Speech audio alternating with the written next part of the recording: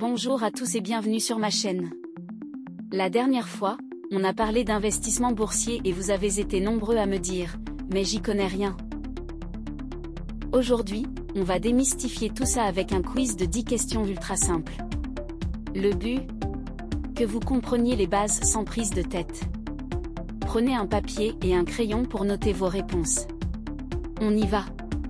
Je vais vous poser une question. Mettez la vidéo sur pause pour réfléchir et noter votre réponse. Ensuite, reprenez la lecture pour découvrir la bonne réponse et son explication. Prêt ? C'est parti. Qu'est-ce qu'une action en bourse ?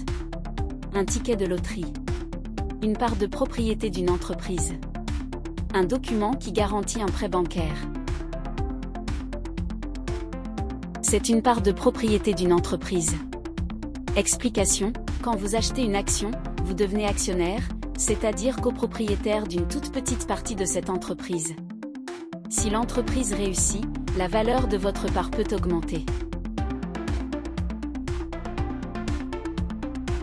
Pourquoi une entreprise émet-elle des actions ? Pour payer les salaires. Pour financer son développement. Pour distribuer de l'argent à ses actionnaires.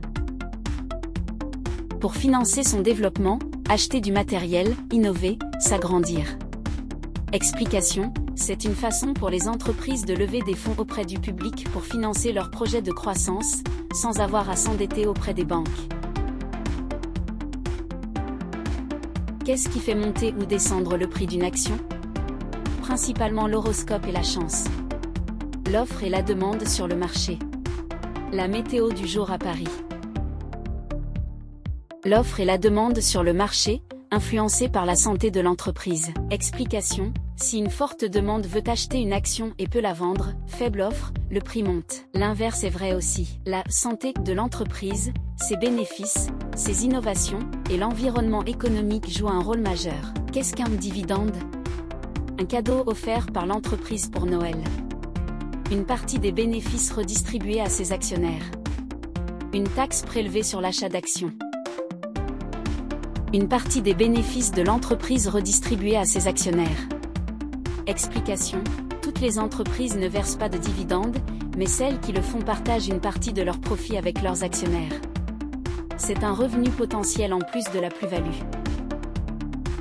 Qu'est-ce que la diversification en investissement ? Acheter toutes ses actions dans une seule entreprise. Investir uniquement dans des entreprises étrangères. Répartir son investissement sur différents types d'actifs ou secteurs. Répartir son investissement sur différents types d'actifs ou secteurs pour réduire les risques. Explication : c'est la règle d'or de l'investissement. Si une entreprise ou un secteur va mal, cela n'affecte pas l'intégralité de votre portefeuille si vous avez diversifié. Pour un débutant, est-il préférable d'investir à court terme ou à long terme ? À court terme, pour faire des profits rapides. À long terme, pour lisser les fluctuations du marché et profiter de la croissance sur la durée. Cela ne fait aucune différence. À long terme, pour lisser les fluctuations du marché et profiter de la croissance sur la durée. Explication : la bourse peut être très volatile à court terme. À long terme, plusieurs années, voire décennies, les marchés ont historiquement tendance à progresser, ce qui permet de mieux résister aux crises passagères. Qu'est-ce que le CAC 40 ou le Dow Jones ? Des entreprises de sport. Des indices boursiers. Des associations caritatives. Des indices boursiers qui représentent la performance d'un groupe de grandes entreprises d'un pays. Explication : ces indices sont des baromètres de la santé économique. Ils regroupent les actions des plus grandes entreprises du pays et leur évolution donne une idée de la tendance générale du marché. Que signifie ne pas mettre tous ses œufs dans le même panier en bourse ? Ne pas manger d'œufs avant d'investir. Diversifier ses investissements. Acheter des paniers en vannerie sur le marché.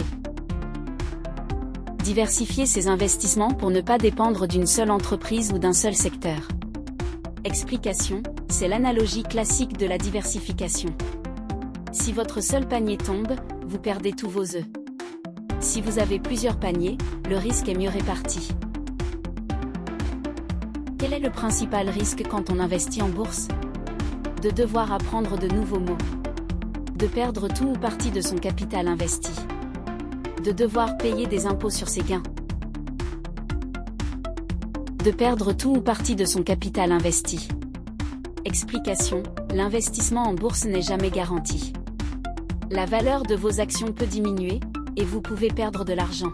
C'est pourquoi il est crucial de n'investir que l'argent dont vous n'avez pas besoin à court ou moyen terme. Que devrait faire un débutant avant d'investir son argent en bourse? Écoutez les conseils d'un ami qui s'y connaît un peu.